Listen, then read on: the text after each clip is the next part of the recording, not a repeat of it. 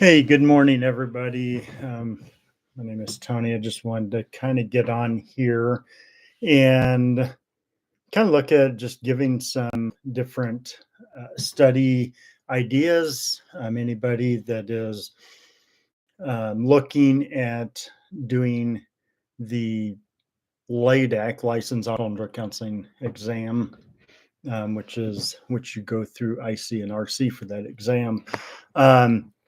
Anytime we have a board exam, sometimes it can be very stressful. Just preparing for the exam, what to study for, what to go or what to learn, and everything.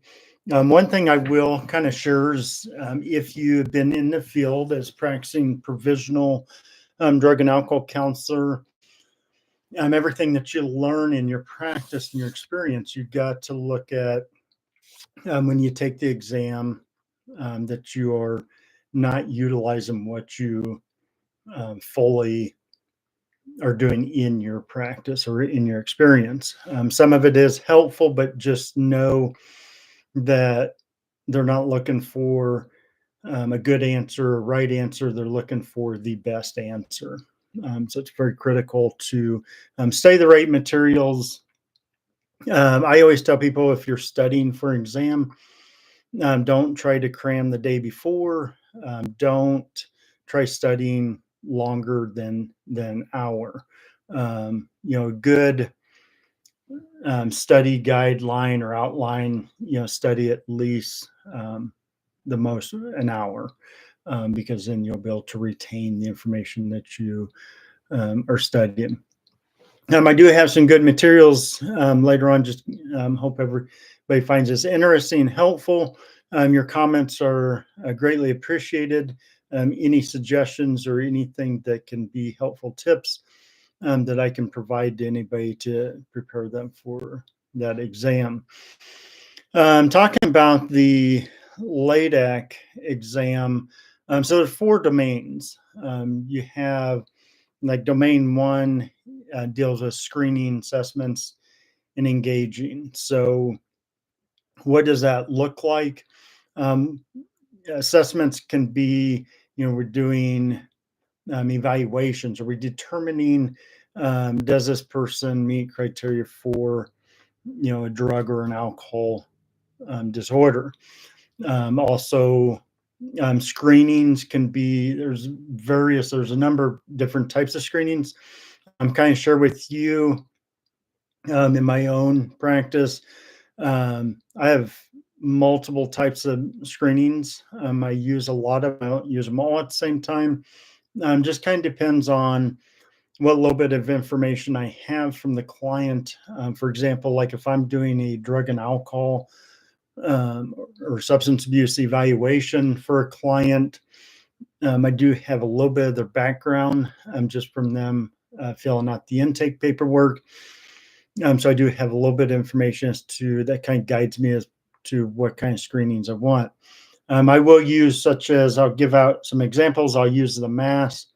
That is a screening for alcohol. I do use the audit as well. That's also a screening for alcohol as well. Those are really good screening tools to use. They're widely used. So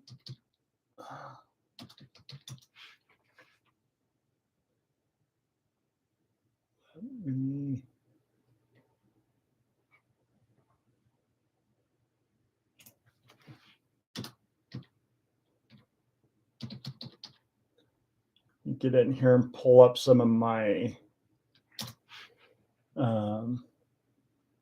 screening tools if I can get in there and find them.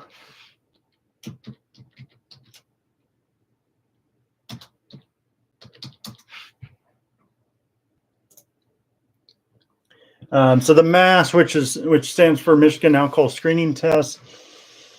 This test is nationally recognized by alcoholism and drug dependency professionals. It is a 22 questions on there. When I use the mass, obviously, if you guys ever pull that up, you'll also see at the bottom of that screening tool that they're scoring. Um, it tells you please score 1 point if you answered the following. And it tells you, 0 to 2 is no apparent problem, 3 to 5 is early or middle problem drinker, and 6 or more on a score is more problem drinker. What I do is the scoring is not on there that I give the client. Usually what I do is I either use some sticky notes and I just cover that up and then make a copy of it. I don't want them looking at that scoring. I want their scores to be as accurate as I can. What I look at is this is in my opinion, if I'm looking at the screen I have to do and I see the scoring, okay, I have an alcohol problem, but I don't want you knowing that. So what I'm going to do is I'm going to answer these questions pertaining to this and try to get around 0 and 2 score. So that is a really good screening to use. And I do that for any assessments that show scoring. I block those out, not allowing the client to look at those.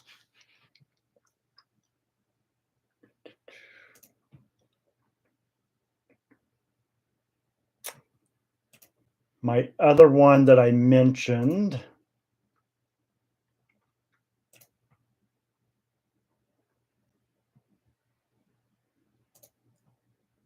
get it up here.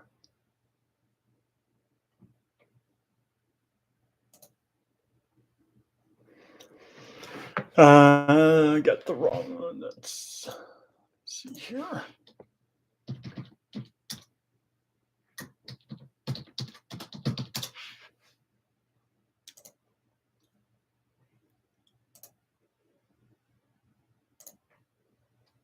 The audit that I mentioned is another good one for alcohol. It's audit is alcohol screen questionnaire. I like this. It kind of gets down. 1 drink equals 12-ounce beer, 5-ounce wine, 1.5-ounce liquor, 1 shot. So as they're going down, how many drinks contain alcohol do you have on a typical day when you're drinking? And same way, this one kind of breaks off that scoring on a separate sheet. So I don't give them that one.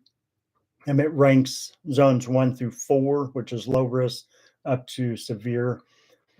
That's another good screen tool. Another screen tool that I use on just about every screening or assessment is the DAS, which is the drug abuse screening test. That's looking at do they have a drug abuse problem? This is looking within the past year, 12 months. There's 28 questions on there. Again, I block out the whole scoring and interpretation. In the cutoff score for the DAS is anything score under 11, probably not a problem. Anything greater than 11,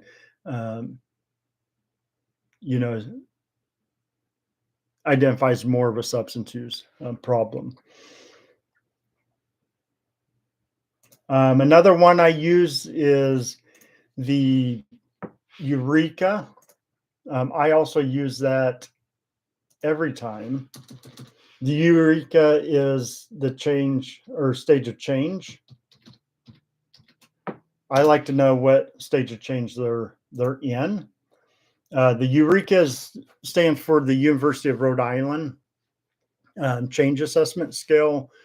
This one has multiple questions. There's 32. There's a scoring according to what they rated on each of the questions. Your score sheet that comes with that has pre-contemplation, contemplation, action, maintenance. So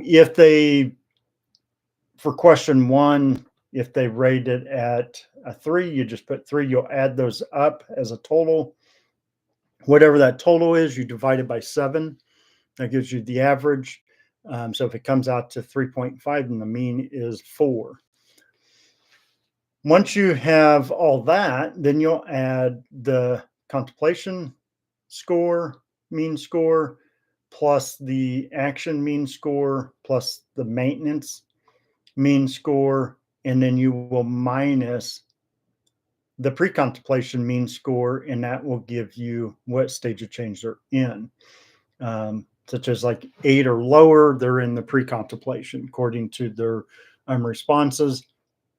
If they score around 8 or 11, and it's saying that they're in the contemplation stage of change and so forth on that. So that is another good one. I do have a couple other assessment tools that I use. There's the aware. That's more of what is the percentage of relapse, and it also breaks it down to here's a percentage for if they are continuing using substances or alcohol, or if they have been absent from any alcohol or substance use in the past 2 months. When we get into domain 2, which is treatment planning, collaboration, referral. Treatment planning is, what is the client's goals? What is the reason for the client coming in for substance abuse counseling? Their treatment plan and their treatment goals, again, are measurable. In 2 months, you will do this, or within the first month, you will complete a relapse prevention plan. So that's the beginning stage of their outpatient counseling services is coming up with a treatment plan. Collaboration is, if the client has signed releases to family members, if they're involved with the courts, probation, all that stuff. So collaboration, if they got a pending legal case, it may be collaboration with their attorney. What's going on with their legal case, what's the need for this client. Collaboration could also be from your supervisor and other clinical team during supervision, just getting ideas of how to better treat this client to make some progress in the recovery. Referrals is if you're doing a drug and alcohol evaluation, you're doing a referral. Recommendation is that they seek short-term residential treatment, or their recommendation is IOP, intensive outpatient, or their recommendation is outpatient counseling services for either once a week or once every 2 weeks. They're signing the release of information, and the referral is faxing that to either a treatment agency or another counseling agency. Another referral is if you have a client that has mental health issues. Maybe they say, I have depression, anxiety, past trauma, whatever the mental health struggles are. Obviously, you are a licensed alcohol and drug counselor, so that's out of your scope of practice. So you're not able to counsel them on any mental health stuff. So that, again, we're looking at a referral. That referral is we're trying to refer that client to, a mental health counselor. I'm going to stop there for now, and then I will be back.